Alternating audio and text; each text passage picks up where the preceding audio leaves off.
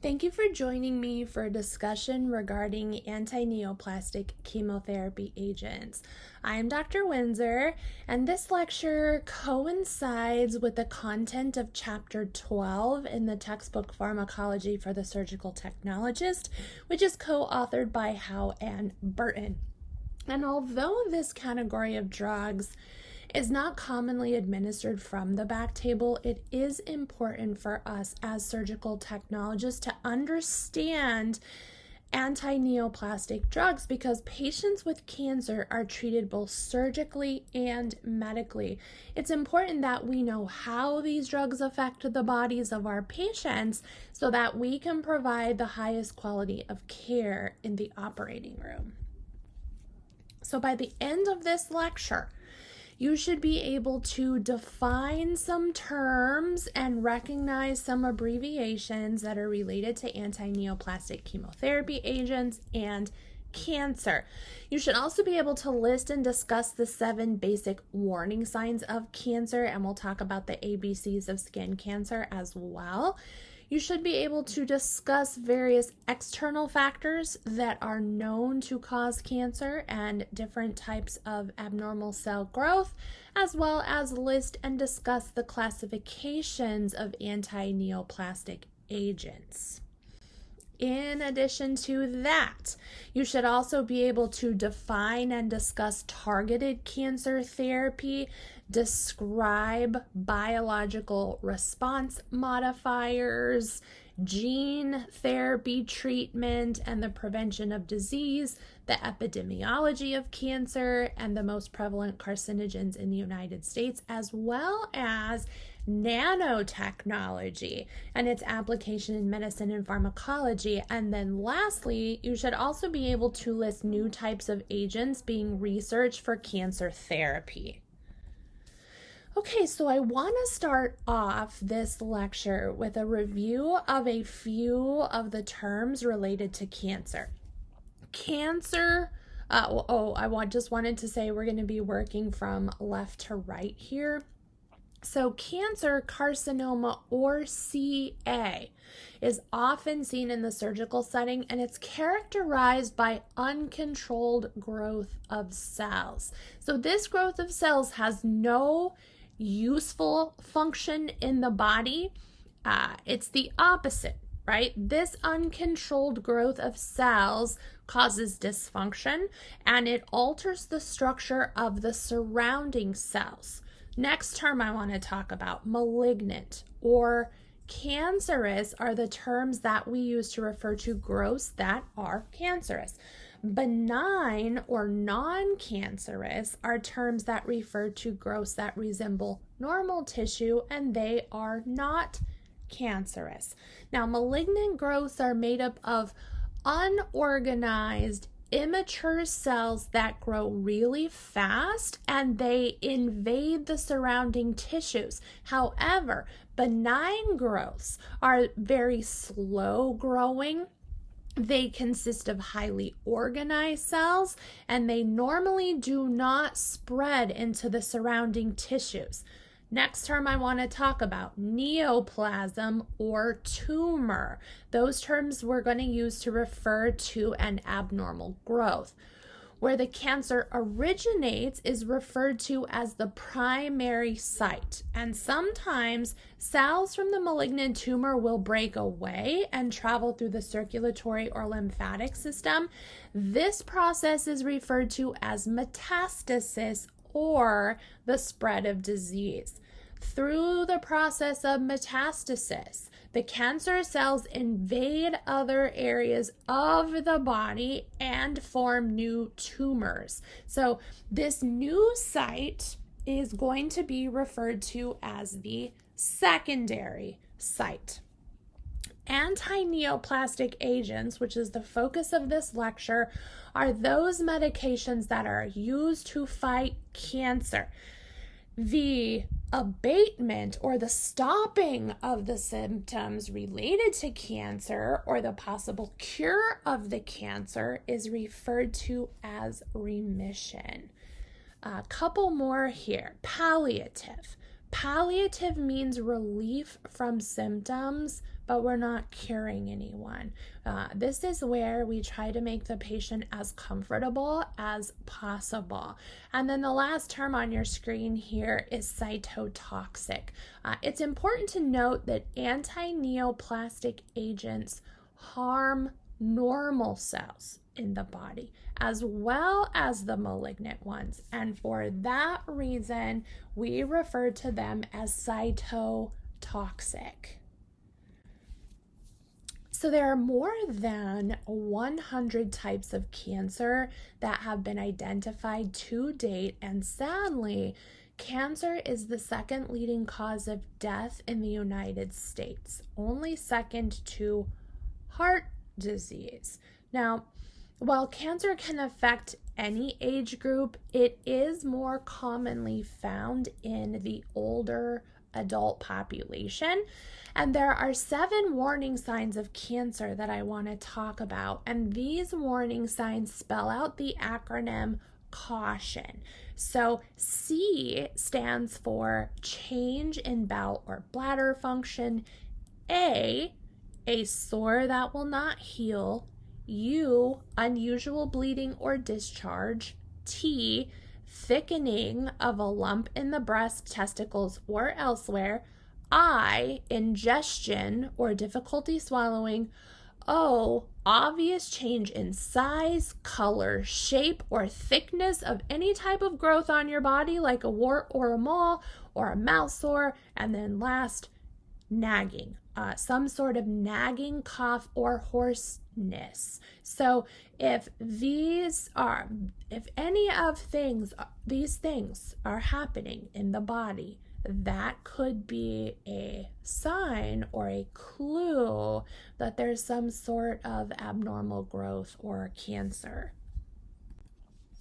So just quickly, I want to go over the 5 factors to consider for detecting skin cancer. And, I was born and raised in Arizona, and that is where I currently reside. And we get a lot of sunshine in Arizona, and skin cancer is prevalent in the sunshiny states for sure. There are 5 factors that we want to think about, and those are referred to as the ABCs for detecting skin cancer. So the first one, A, is asymmetry. So in this regard, we have a mole that looks different on one half of itself than the other half of itself. You can see some images here that I put on your screen of some different types of cancer: basal cell, malignant melanoma, solar keratosis, and squamous cell. Also, does it have a border? And if so, is the border jagged, blurry, or irregular? That could be a sign that it is skin cancer. Also, the color. If the color of the mole changes, like it darkens or it loses some color or it has multiple colorations, that could also be a sign. The diameter, right? If the mole is greater than 1/4 inch or 6 millimeters in diameter, which is roughly the size of a pencil eraser, that could indicate skin cancer. And then lastly, is it evolving? Has it changed size, shape, color? Has it become raised? Is it bleeding, itching, crusting, and chronically, right? I mean, sometimes we get something on our skin that, is red and raised and bleeding or itching, but, it resolves itself in a couple days. If it doesn't, if it persists, then that's something that we should get looked at, and get it looked at as soon as possible. So moving on to talk a little bit about factors that cause cancer. While the exact cause of cancer is still unknown, we do understand that there are both internal and external factors that can contribute to cancers. Internal factors include things such as inherited gene mutations, something from mom or dad, Hormones and the strength of our immune system. Those are some internal things. Some external things. Examples are the use of tobacco, being infected by organisms, exposure to harsh chemicals and radiation, which does include exposure to the sun. All are considered external factors that can cause cancer. We also understand that before cancer can start, a disruption must occur that transforms normal cells into malignant ones. So just kind of a side note here, if we talk about sterilization processes that we use to sterilize our instrumentation and equipment that we use in surgery, for the longest time, hospitals utilized ethylene oxide, or EO. You might see it written ETO. And the ETO was used to sterilize any instrumentation or equipment that was heat sensitive. It is a type of gas. And over time, they found that individuals that worked in sterile processing that were consistently exposed to EO or ETO, that there was a connection to them developing cancer. And over time, either the EO has completely gone out of the sterile processing department, or it is used very infrequently because we have other methods now, like the STERRAD, and those types of things where we can sterilize heat sensitive equipment in a very safe way. We're also exposed to ionizing radiation in the operating room, and we want to make sure that we protect ourselves from that ionizing radiation. Wear your thyroid shields, wear your lead gowns. Don't just simply hide behind a machine or something. Remember, you need to use the methods that, or the resources that are available to protect yourself when you're in the operating room. Now, back to the internal and external factors, that are discussed in the text. Our normal cells, so I was saying a disruption has to occur in our cells that transforms normal ones into malignant ones or non-normal ones, right? So normally our body's cells replicate themselves and they divide to replace our dying cells. So when this process is disrupted and cell growth becomes uncontrolled, this is when a mass or a lump of cells can form. Now, this abnormal growth, as discussed previously, is referred to a neoplasm, and these neoplasms can either be benign, which remember is non-cancerous, or malignant, which is cancerous. The use of antineoplastic agents might be used in conjunction with the surgical treatment or in lieu of or instead of surgical treatment. So pharmaceuticals are going to play a big role in the treatment of cancer outside of the surgical setting. And as I mentioned, antineoplastic agents are those that fight cancer. You might also hear them referred to as anti-cancer drugs, cytotoxic therapy agents, and chemotherapy agents. So all of those mean the same thing. These drugs, like I said, kill the normal cells as well as the malignant ones. Antineoplastic agents are used for remission, their palliative effects, and or to prolong the patient's life. These drugs are typically administered in really high doses through an IV at consistent time intervals. It's also important to note that antineoplastics are classified according to their mechanism of action, and those include alkylating agents, anti-metabolites, plant alkaloids, anti-tumor antibiotics, hormones, and hormone antagonists. Steroids and antiemetics are used along with these antineoplastic agents to fight certain types of cancer and also to help prevent nausea and vomiting associated with the administration of those drugs. Other side effects related to antineoplastic agents include diarrhea, bone marrow depression, rashes, hair loss, which is also called alopecia, and scaling or dryness of the skin. In addition to that, the use of antineoplastic agents in pregnant patients and in those with renal or hepatic disorders is contraindicated. So next we're going to talk about the classifications of antineoplastic agents in a bit more detail. So the first antineoplastic agent, also referred to as chemotherapy agent, that we're going to talk about is alkylating medications. These medications are the largest group of anti-cancer agents. They are toxic to tissues. They have been proven effective on tissues that grow really rapidly or tumors that grow really rapidly. And in World War II, we see the introduction of nitrogen mustard.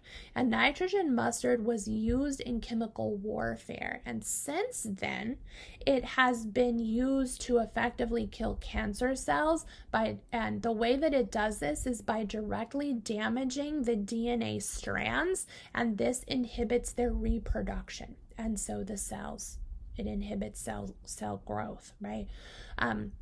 They're also effective against many types of cancer, including acute and chronic leukemias, lymphomas, tumors of the breasts, ovaries, uterus, lungs, and stomach. And one example is Cytoxan or cyclophosphamide.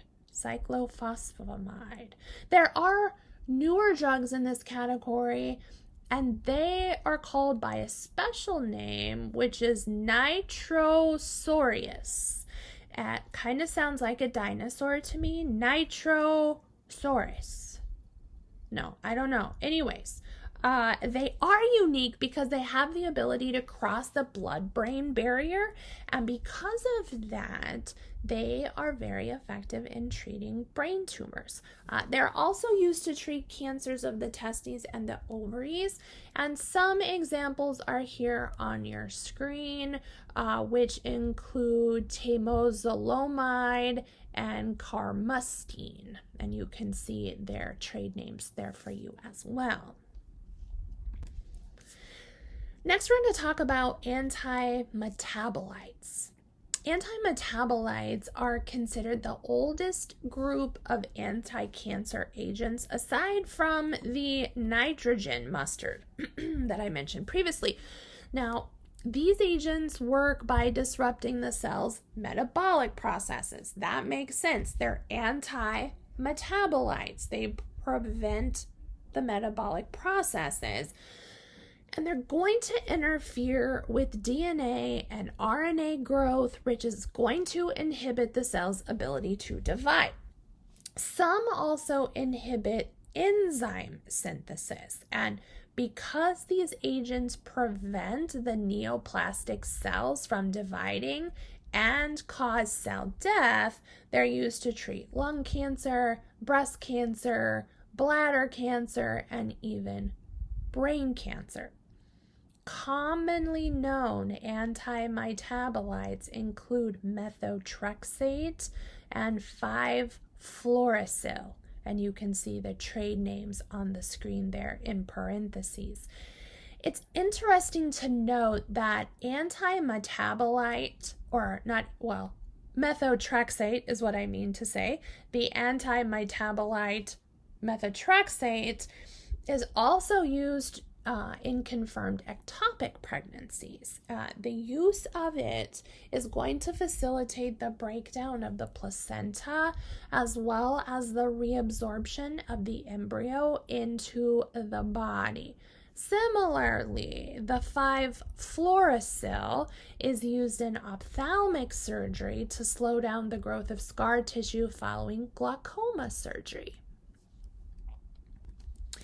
So there are some chemotherapy agents that are made from plants, right? And these are called mitotic inhibitors.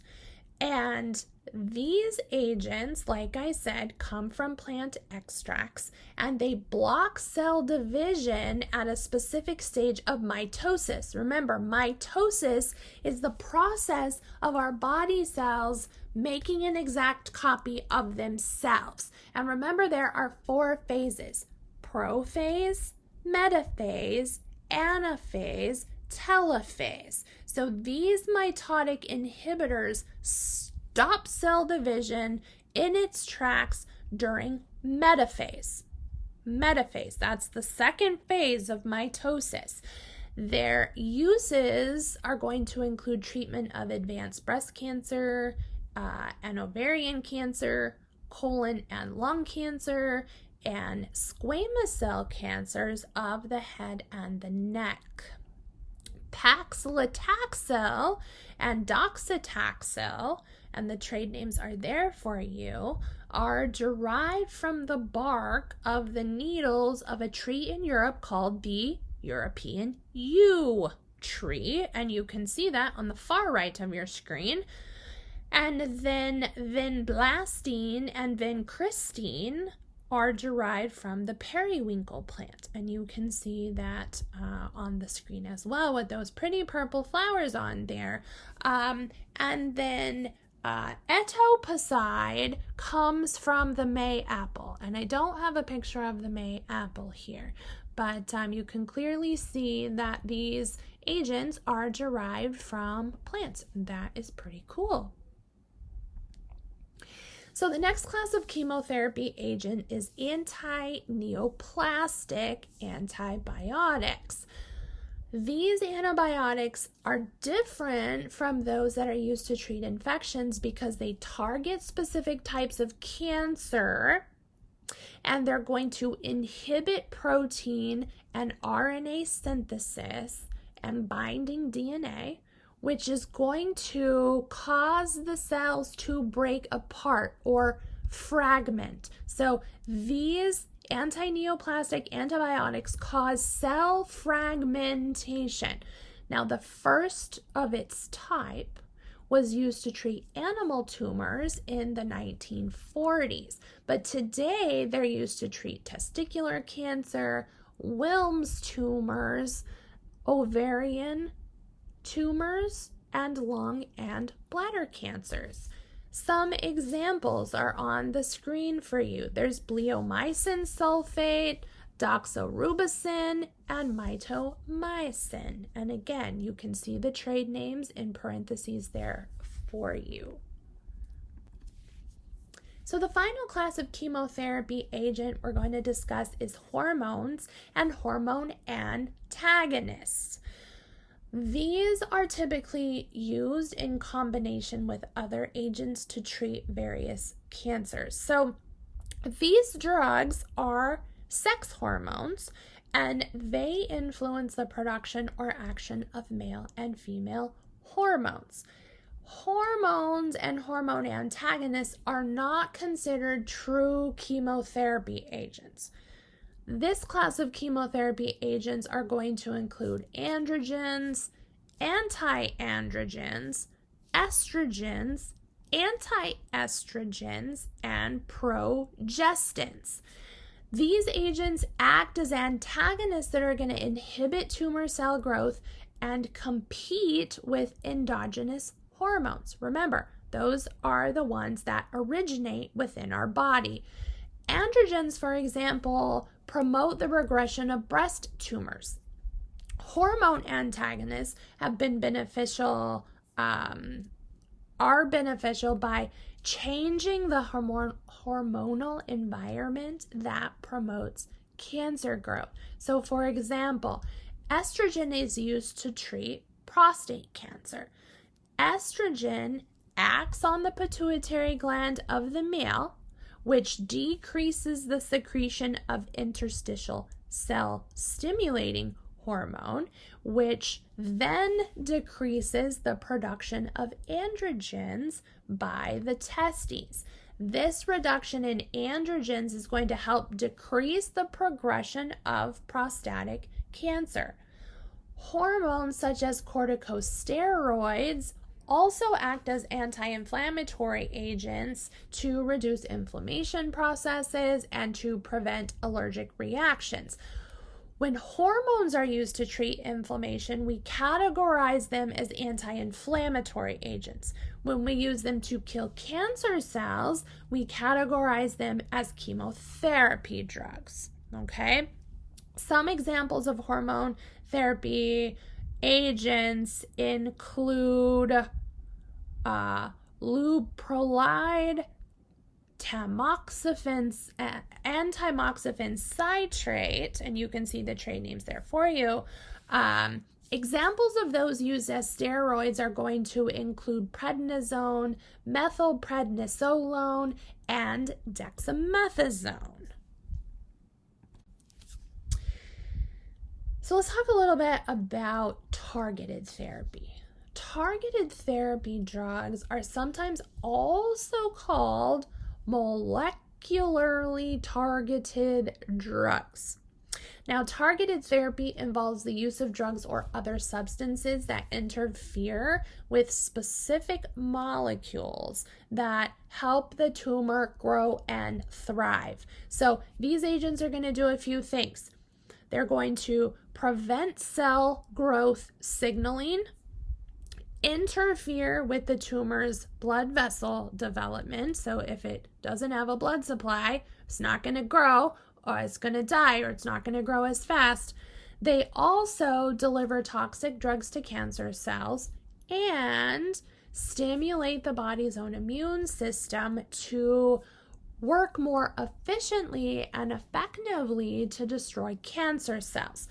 These drugs are going to focus on molecular and cellular changes that are specific to the cancers, and they are less harmful to the body's normal cells, which is awesome. They also use the patient's genetic makeup and proteins to prevent, diagnose, and treat diseases, and not just cancer ones, right? Because of this, targeted therapies are now considered the cornerstone of precision medicine. Now, the FDA has approved several targeted therapy drugs, and some of those examples include tamoxifen, toremifene, imatinib, mesylate, and gefitinib. Don't you love these names? They're just super amazing. So next I want to talk about something called biological response modifiers, or BRMs. Now, biologic response modifiers utilize biochemical technology to boost or enhance the immune system. Sometimes they're going to be used in conjunction with chemotherapy agents. Remember, chemotherapy agents kill cancer cells as well as normal cells like white blood cells. Remember, white blood cells are a necessary component of our immune system, which helps us to protect our bodies from infection. So this is where the biologic response modifiers can help. BRMs enhance the function of the body's immune response. They also destroy or interfere with tumor activities. Now, erythropoietin and filgrastim stimulate the production of blood cells. The erythropoietin stimulates specifically the reproduction of red blood cells, whereas filgrastim stimulates the production of white blood cells, specific white blood cells called neutrophils. Other examples of BRMs include interferon alpha and interleukin 2. Now, you might have heard of interferons and interleukins, when we're talking about the immune system and some of the chemicals that help destroy pathogens, right? So these are natural proteins and they fall under the category of cytokines. And the introduction of these into the body can help the immune system to boost the immune cells so that they are better able to attack cancerous ones. Interferon alpha has been used to treat a cancer that is seen in HIV patients called Kaposi sarcoma, as well as hepatitis C. Interleukins have been found to have promise in treating renal cell cancers and malignant melanoma. The IT bra, this is so interesting, is a new form of cancer detection device that is undergoing clinical trial as we speak, and it's worn inside the bra, and I think there are actually some bras that actually have it already in them, but this is worn on the breast inside the bra, and the device is able to detect the slightest changes in body temperature. So research has told us that heat variation is associated with rapid cell changes that are found in cancers. So this is the super cool high-tech device that collects this data and transmits it to an app on the individual's smartphone. Current findings are indicating that it has been 87% effective in identifying breast cancers. And aside from the use of technology to detect cancer, researchers are also working to develop effective cancer vaccinations, and they're having some success with this. 2 vaccines for the prevention of cancer have been approved by the FDA, and those include ones for hepatitis B, which can cause liver cancer, and human papillomavirus vaccine. The FDA has also approved one vaccine that is being used to treat metastatic prostate cancer. So now let's shift our discussion to gene therapy, and then we're going to talk about some latest and greatest things that researchers are doing to try to find a cure for cancer. But gene therapy first. So gene therapy is an experimental technique that uses genes to treat or prevent diseases. Gene therapy began about 20 years ago, but there were a lot of patient deaths associated, and that really slowed the progress of the work with gene therapy. In fact, experimentation with gene therapy was almost discontinued altogether. But thanks to the medical advances by the MD Anderson Cancer Center, gene therapy is looking pretty good once again. Researchers at MD Anderson have identified a gene that is involved in some common cancers, and it's called the mutated multiple advanced cancers gene, MMAC1 is what it's called. Another gene of interest is the P53 gene. And the P53 gene is a gene that we come equipped with normally, and it is a cancer suppressor gene. Its job is to seek out abnormal cells and stop them in their tracks.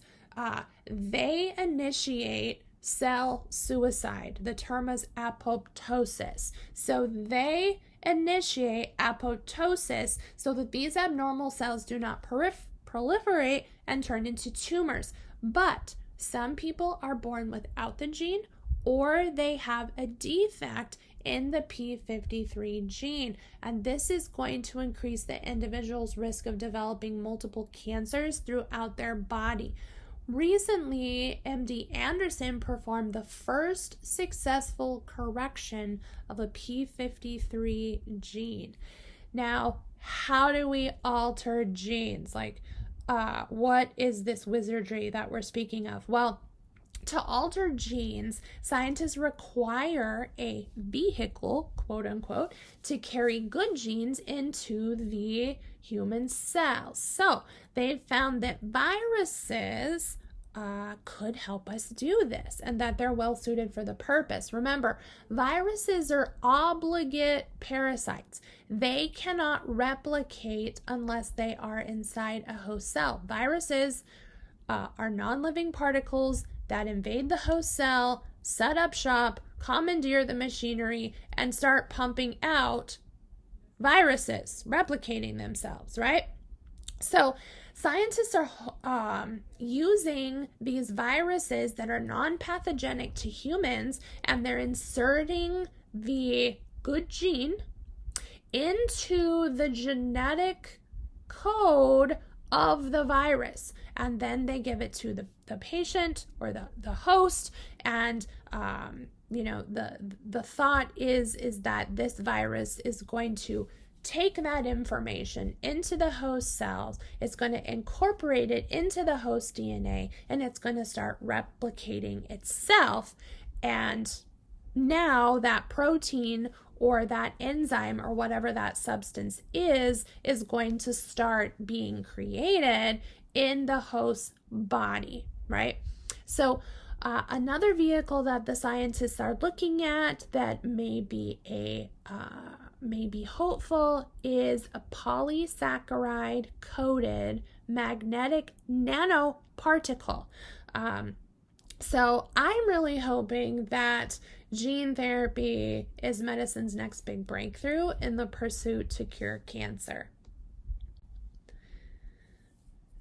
So we're going to finish up our lecture by discussing what's being done right now in our search for a cure for cancer.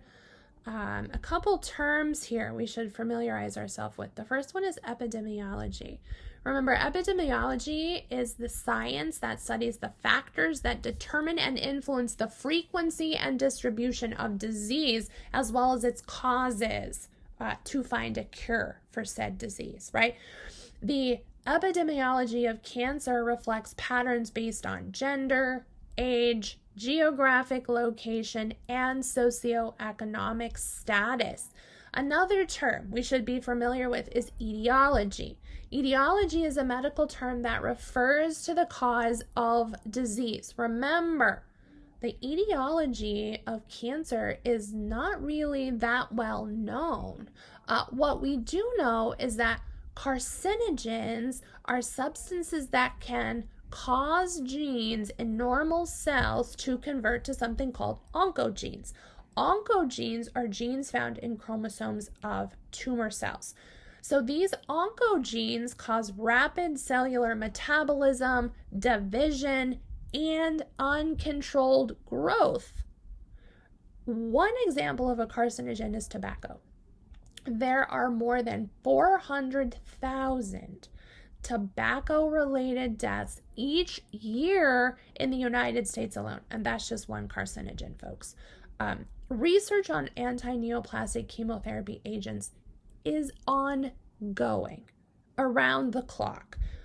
Few new agents have been discovered in the past decade, but new combinations and higher doses are showing promise.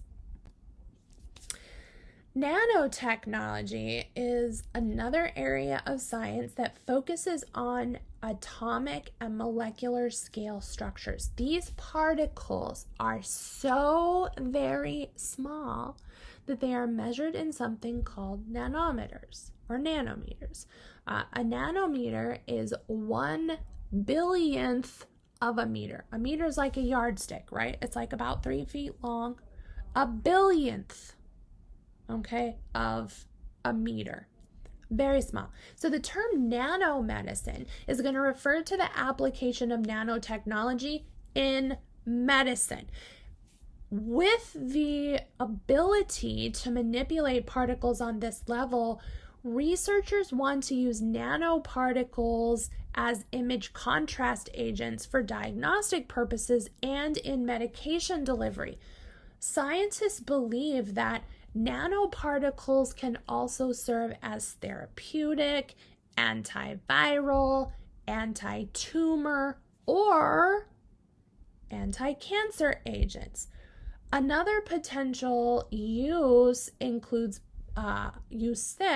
include blood testing, optical triggered medicine delivery, and cancer cell targeting. Scientists are also experimenting with nanobot technology. These are, if you can believe, microscopic robots, and they call them microbivores. You and I, we're omnivores, right? These are microbivores.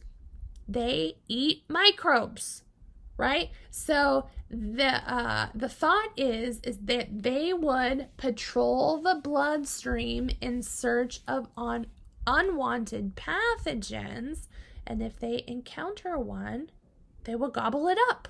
They would eat it up, phagocytize it, right? Scientists are also experimenting with the idea of surgical nanobots. Wouldn't this be cool? In the lab setting, surgical nanobots are showing promise and have been used to cut dendrites from a single neuron. Remember, the neuron is a nerve cell, and it has many little dendrites on the cell body that receive information from the connecting neurons. All right, so nanobots have been able to sever a single dendrite, from a neuron without damaging the cell. The future of nanobots could include using them to perform intricate intracellular surgeries or minimally invasive eye surgery. Scientists have developed biocompatible surgical nanobots that are also capable of finding and destroying cancerous cells. These nanoparticles are called nanoporphyrins. They can also be programmed to release nanocarriers for the targeted delivery of drugs. Another exciting possibility is related to the research of an enzyme called telomerase. Now, telomerase is found in every single cancer cell. If scientists can see what telomerase looks like, then perhaps they can find a molecule that can turn off its damaging effects. A third area of research being performed is in relationship to customized drugs. Tests show that how well a patient's body may absorb certain drugs, such as tamoxifen, in the treatment of breast cancer, can help us figure out the dosage, as well as any side effects that might occur in this specific patient. So, customized drugs, the thought of tailoring each dosage to a specific patient's makeup. All right, everyone, this concludes the lecture on antineoplastic chemotherapy agents. As always, thank you so much for listening and for your commitment to the field of surgical technology. I hope you found this information helpful, and I'll see you next time. Take care.